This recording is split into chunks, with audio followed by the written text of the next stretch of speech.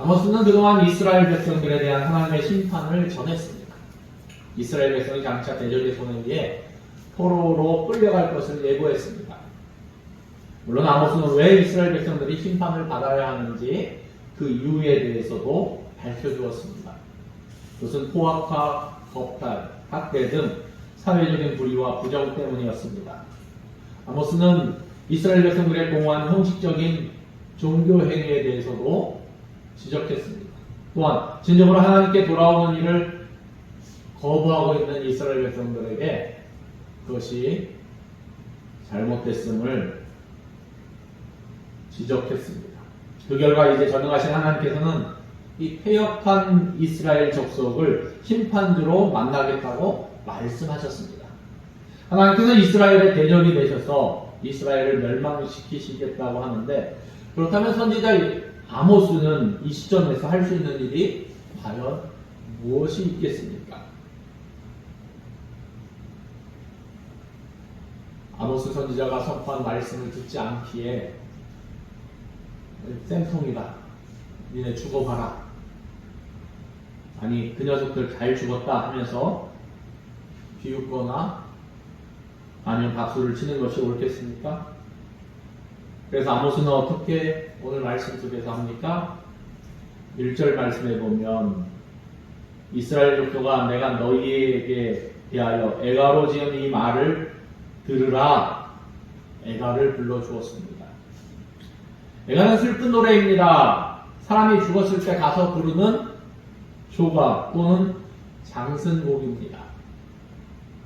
이 시점에서 아모스가 할 수 있는 일은 애가를 지어서 이스라엘 백성들에게 불러주는 것이었습니다. 그 외에 다른 도리가 없었습니다. 오늘 우리가 읽은 본문 5장은 크게 두 부분으로 이루어집니다. 전반부는 1절에서 17절까지고 후반부는 18절에서 27절까지로 이어집니다. 전반부는 아모스가 하나님에 의해서 죽임을 당한 이스라엘 백성들을 위해 애가를 지어 부르는 내용입니다.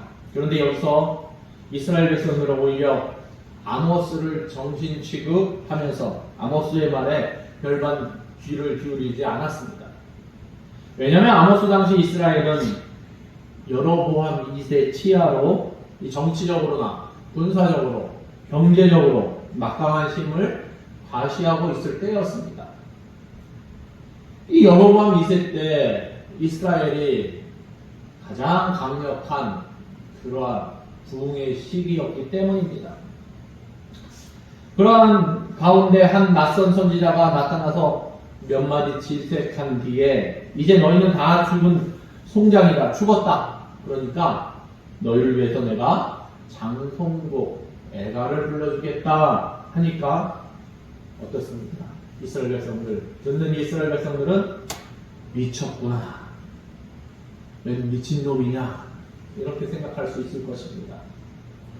여기에 대해서 아모스는 후반부 18절에서 27절까지 해서 이스라엘이 눈에 보이는 육신적이고 물질적인 번영에 의지하고 있는 것을 질책하면서 그들이 꿈에서 깨어날 것을 촉구하고 있습니다. 이처럼 이 아모스서 5장의 전반부는 애가, 후반부는 책망으로 이루어져 있습니다. 우리는 먼저 애가라는 제목이 붙은 이 전반부 전체적인 골격이 어떻게 됐는지 살펴볼 필요가 있는데, 여기 보면 X형 구조로 되어 있습니다. 애가, 권면, 책망, 찬미, 그리고 8절에 그 이름이 여호와시라, 그리고 다시 찬미, 책망, 권면, 애가, 이런 순서로 되어 있고, 그 다음에 그것과 역순으로 되어 있음을 볼 수 있습니다. 그래서 이런 것을 한마디로 X형 구조라고 부르기도 하고, 유대인들의 고도로 발달된 시작법입니다. 이 표현 기법이라고 얘기합니다. 그리고 X형 구조 가운데 가장 중심이 되는 것은 그 이름이 여호와시니라, 이 절정을 가리키고 가장 강조되는 부분입니다. 그 중심에 여호와 하나님이 계심을 표현한 것입니다. 이런 구조로 되어 있음을, 그러니까 이 대꾸가 이루어지는 구조로 되어 있음을 생각하면서 1절에서 3절 내용을 오늘은 살펴보기를 원합니다. 1절은 에가의 서두입니다. 여기서 에가의 주인공이 기록되어 있습니다. 에가의 주인공은 이스라엘 족속입니다. 그 다음은 선지자 아모스가 이스라엘 백성들에게 전하고자 하는 주제가 무엇인가 가르쳐 줍니다. 앞에서 아모스가 전하고자 하는 것은 에가, 즉 죽은 사람을 슬퍼하며 부르는 노래입니다. 그 다음에는 이 말을 들으라 요청하는 말로 되어 있습니다. 주의를 항기하도록 요구하는 말입니다. 2절은 에가의 내용입니다. 문자 그대로 에가의 가사가 기록되어 있습니다. 마지막 3절은 에가의 이유입니다. 여기에서 아모스가 이스라엘을 향하여 에가를 지어 부르는 이유가 기록되어 있습니다. 1000명의 군사가 나와서 100명만 남았다는 것입니다. 나머지 900명은 어떻게 됐다는 것입니까? 다 죽었다는 것입니다. 엄청난 죽음입니다. 현재 우크라이나와 러시아가 전쟁하고 있는데 현재 이 군사적 전략에 의하면, 전술에 의하면 그 부대의 약 한 30%가 사상자가 발생하면 그 부대는 전멸하는 걸로 인식을 합니다. 그런데 오늘 말씀 속에서는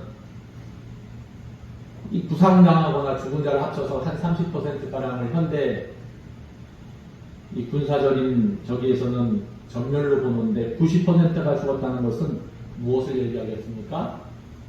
아무 희망, 아무런 남은 것이 없는 거와 같다는 것입니다.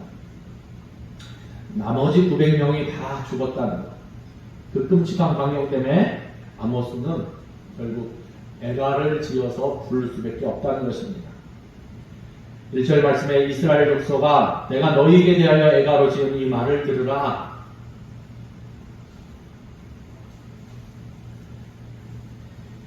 여러분 한번 이 에가의 주인공이 누굽니까? 이스라엘 족속아, 이스라엘 백성입니다. 그런데 지금 실제로 이 말씀이 선포될 때 이스라엘 백성이 죽어 있습니까? 살아 있습니까?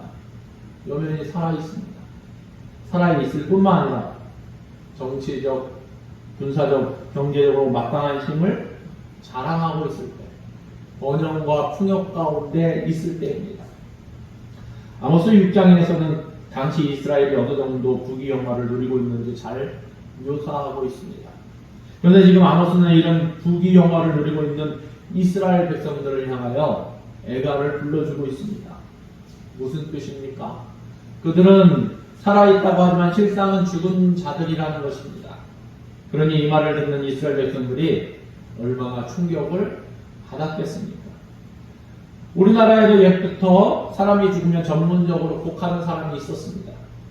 유대인들도 비슷합니다. 죽은 사람을 위하여 특별히 노래를 짓습니다. 그것을 에가라고 부릅니다. 그리고 그것을 곡하는 사람이 부르게 됩니다. 이 성경을 찾아보면 역대하 35장 25절에 보니까 에레미야는 그를 위하여 에가를 지었으며 노래하는 남자와 여자는 요시아를 슬피 노래하니 이스라엘의 규례가 되어 오늘까지 이르렀으니 그 가사는 에가 중에 기록되었더라. 신약 성경에 보면 누가복음 23장 27절에 또 백성과 및 그를 위하여 가슴을 치며 슬피 우는 여자의 큰 무리가 따라오는지라. 여기 보면 예수님께서 십자가를 지시고 골고다 언덕을 걸어가시는데 그 뒤에 예수님을 위하여 가슴을 치며 슬피 우는 여자의 큰 무리가 따랐다고 했습니다. 아마도 이들 가운데 정말로 가슴이 메어지고 슬픔 가운데 우는 여자들도 있었을 것입니다. 그러나 예수님의 장례를 준비하기 위해서 직업적으로 곡하는 여성들도 동원되었지 않았을까 추측할 수 있습니다. 왜냐하면 예수님께서 곡하는 자들을 향하여 무엇이라고 말씀하셨습니까? 예루살렘 딸들아 나를 위하여 울지 말고 너희와 너희 자녀를 위하여 울라. 예수님은 다소 탐탁지 않은 반응을 보여주셨기 때문입니다. 사실 오늘 본문 2절로 와서 여기는 에가의 내용이 적혀 있습니다. 처녀 이스라엘이 엎드려졌으며 다시 일어나지 못하리로다. 자기 땅에 던지우며 일으킬 자가 없으리로다. 여기 보면 처녀 이스라엘이 엎드려졌으며, 이 시제가 미래형입니까? 아닙니다. 완료형입니다. 이미 엎드려진 것입니다. 앞으로 그렇게 되겠다는 것이 아니라 이미 엎드려졌다는 것입니다. 그러면 엎드려졌다는 말이 무엇을 말하고 있습니까? 도대체 왜 엎드려졌다는 것입니까? 우리는 성경을 많이 읽은 사람들은 여기 익숙할 것입니다. 엎드려졌다. 죽은 사람을 위해 지은 에가에 자주 등장하는 말입니다. 사무엘하 1장 19절에 보면 이스라엘아 내 영광이 상위에서 죽임을 당하였도다. 오라 두 용사가 엎드려졌도다. 또 에레미야 에가 2장 21절에도 늙은이와 젊은이가 다 길바닥에 엎드려졌사오며 내 처녀들과 청년들이 칼에 쓰러졌나이다. 주께서 주의 진노의 날에 죽이시되 긍휼히 여기지 아니하시고 도륙하셨나이다. 에스겔서 11장 10절에도 너희가 칼에 엎드려질 것이라. 내가 이스라엘 변경에서 너희를 심판하리니 너희가 내가 여호와인 줄 알리라. 성경 곳곳에 보면 이 엎드려졌다는 말은 이 전쟁 중에 칼에 맞아 엎드려진 것을 의미합니다. 다시 말해서 곱게 죽은 것이 아니라 칼에 맞아 비참하게 죽은 것을 의미합니다. 처녀 이스라엘이 엎드려졌는데 계속해서 보니까 다시 일어나지 못하리라 말씀합니다. 엎드려진 상태가 완전히 치명적인 상태라는 것입니다. 자기 힘으로는 도저히 다시 일어날 수 없습니다. 그 다음에 보면 자기 땅에 던지우며 일으킬 자가 없으리로다. 무슨 말입니까? 자기 힘으로 일어나지 못하고 그렇다고 일으켜줄 사람조차 없다는 것입니다. 동료들도 다 쓰러졌습니다. 누가 한 사람 세워줄 사람이 없습니다. 완전한 패배를 가리키는 말씀입니다. 여기서 우리가 한 가지 짚고 넘어가야 할 것이 있습니다. 이스라엘을 가리켜 무슨 이스라엘이라고 표현하고 있습니까? 처녀 이스라엘이라고 말씀하고 있습니다. 왜 이스라엘을 처녀 이스라엘이라고 부르고 있습니까? 다시 말해서 이스라엘을 할머니 이스라엘이라고 부르지 않고 왜 처녀 이스라엘이라고 부르냐는 것입니다. 처녀란 이 죽을 때가 아직 되지 않았다는 것을 상기시켜주고 있습니다. 한창 꽃다운 날, 죽을 때가 아닌데 죽었다는 것입니다. 그러니까 더욱 비극적인 일임을 강조하고 있는 것입니다. 여러분, 할머니 이스라엘이 엎드려졌으며 다시 일어나지 못하리로다. 이렇게 표현한다면 어떤 느낌이 들겠습니까? 아, 죽을 때가 되었으니까 죽었겠거니 별로 그럴 수도 있지. 그런 느낌을 받게 될 수 있기 때문입니다. 그래서 처녀 이스라엘이라는 표현을 사용함으로써 이 비극적인 면을 더욱더 강조해주고 있습니다. 또 자기 땅에 던지우며 일으킬 자가 없으리로다. 남의 땅이 아니라 자기 땅에 던져졌다고 말씀합니다. 무슨 뜻이겠습니까? 지금 이스라엘이 공격을 하고 있는 것입니까? 침략을 당하고 있는 것입니까? 공격을 받고 있는 것입니다. 그럼 여기서 자기 땅이란 어디를 가리킵니까? 가나안 땅. 하나님께서 약속해 주신 땅. 바로 그 땅에서 이스라엘 백성이 대적에게 패해 엎드려질 것이라고 말씀하고 있는 것입니다. 더욱더 비극적인 면을 고조시키고 있습니다. 또 이어서 자기 땅에 던지우며 말씀합니다. 확 집어 던진다는 그런 의미입니다. 짐짝을 집어 던지는 것 같이 한다는 것입니다. 아주 경멸스러운 표현을 사용하고 있습니다. 완전히 무시해버리고 거듭볼 필요가 없다는 것입니다. 그냥 팍 집어던지고 내팽개치는 그런 상태입니다. 그 다음에 보니까 일으킬 자가 없으리로다. 누가 엎드려진 이스라엘을 일으켜 세웁니까? 네, 동료들도 이미 다 엎드려졌습니다. 이미 여호와 하나님은 이스라엘을 저버리셨습니다. 따라서 도대체 누가 이스라엘을 일으켜 세울 수 있겠습니까? 아무도 없습니다.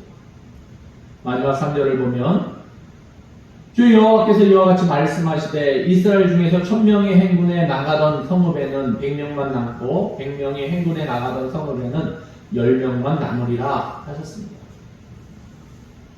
여기 아모스가 애가를 지어서 부른 이유가 기록되어 있습니다. 우선 우리가 알아야 할 것은 여기에 강조하고 있는 것이 100명이 남았다, 10명이 남았다는 그 점이 아니라는 것입니다. 오히려 1000명 가운데 900명이나 되는 인원이 죽었다는 것입니다. 그만큼 많이 죽었다는 것입니다. 여기 보니까 나가다는 말이 있습니다. 왜 나가는 것입니까? 무엇하러 나가는 것입니까? 농사 지으러 나가는 것입니까? 아니면 고기 잡으러 나가는 것입니까? 싸우러 나가는 것입니다. 전쟁터로 나가는 것입니다. 구약성경에 보면 나간다는 말이 전쟁터에 나간다는 뜻으로 자주 사용되고 있습니다. 근데 여기서 보니까 이스라엘 중에 1000명이 행군에 나가던 성읍에는 또 100명이 행군에 나가던 성읍에는 이렇게 말씀하고 있습니다. 그러니까 이 당시에는 지파별로 군대가 나가는 것이 아니라 그 성읍별로, 마을별로, 지역별로 나갔다는 사실을 알 수 있습니다. 물론 지역이 지파를 중심으로 해서 형성된 것을 알 수 있습니다. 또한 10분의 9가 죽었다는 것은 어떤 것입니까? 완전 패망했다는 것입니다. 회복이 불가능하다는 것입니다. 이런 상태를 아모스 3장 12절에 무엇이라고 표현했습니까? 아모스서 3장 12절에 보니까 여호와께서 이같이 말씀하시되 목자가 사자 입에서 양의 2다리나 귀 조각을 건져낸과 같이 사마리아에서 침상 모서리에나 걸상의 방석에 앉은 이스라엘 자손도 건져냄을 입으리라. 또 4장 11절에는 무엇이라고 했습니까? 내가 너희 중에 성읍 무너뜨리기를 하나님인 내가 소돔과 고모라를 무너뜨린 같이 하였으므로 너희가 불붙는 가운데서 빼낸 나무조각 같이 되었으나 너희가 내게로 돌아오지 아니하였느니라. 여호와의 말씀입니다. 이 모든 것이 이스라엘의 절망적인 상태를 묘사하고 있습니다. 이것이 바로 아모스가 이스라엘을 향하여 부른 이 애가를 지어 부른 이유입니다. 오늘 말씀을 통해서 우리가 한 가지 교훈을 얻고자 합니다. 우리는 이 노벨상을 받으면 국격이 올라갔다 하면서 떠들썩합니다. 근데 1888년 4월이었습니다. 다이나마이트를 발명한 노벨은 이 프랑스의 한 신문을 보고 깜짝 놀라고 말았습니다. 거기는 자신의 사망 기사가 대문짝만하게 실려 있었기 때문입니다. 실제로 죽은 사람은 이 알프레드 노벨이 아니라 그의 형인 루이비 노벨이었는데 신문사에서 착각하고 이 다이나마이트를 발명한 알프레드 노벨이 죽었다고 터무니없는 기사를 내보낸 것입니다.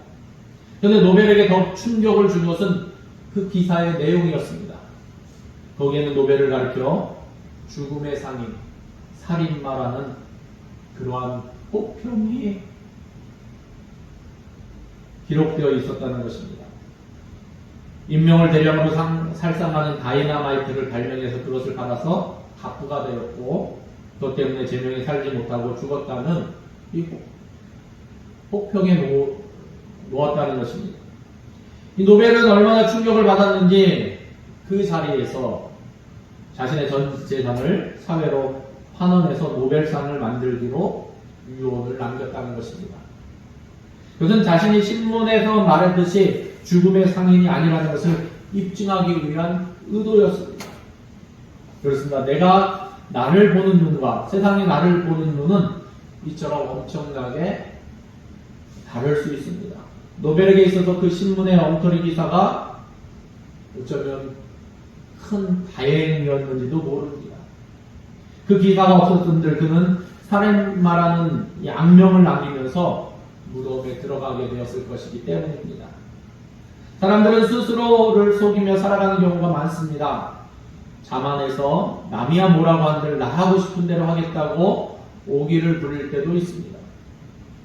우리는 한 번쯤 우리 자신을 돌아볼 필요가 있다는 것입니다. 혹시 나도 모르게 다른 사람들의 마음을 아프게 하고 있지는 않은가? 지금 남들은 내 모습을 어떻게 평가하고 있는가? 하나님께서는 과연 나를 인정하고 계시는가?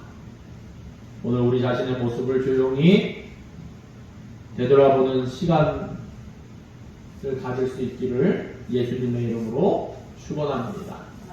기도하겠습니다. 하나님 감사합니다. 하나님, 이 아모스 시대에 이스라엘은 경제적으로나 군사적으로나 종교적으로나 하나님 번영하고 풍요로운 시대를 지내는 시기였는데 하나님께서는 아모스를 보내서 이스라엘이 이미 죽었다고 선포하시고 애가를 지어 부르게 하셨는데 이 시대 하나님 우리가 살고 있는 이 나라는 어떻고 또한 우리 자신들은 어떤지 하나님 보시기에는 살아있는지 우리가 항상 나 자신을 돌아보며 하나님 앞에 겸손히 행할 수 있기를 원합니다. 하나님 혹 주님 앞에 범죄한 것이 있다면 자복하고 회개할 수 있도록 하나님 깨닫게 하시고 또 용기 있는 믿음을 허락하시고 하나님 앞에 더 가까이 나갈 수 있도록 하나님 긍휼을 베풀어 주시옵소서. 우리가 날마다 하나님 앞에 새로워지기를 원합니다. 날마다 하나님 앞에 하나님이 주시는 은혜 가운데 갈 수 있기를 원합니다.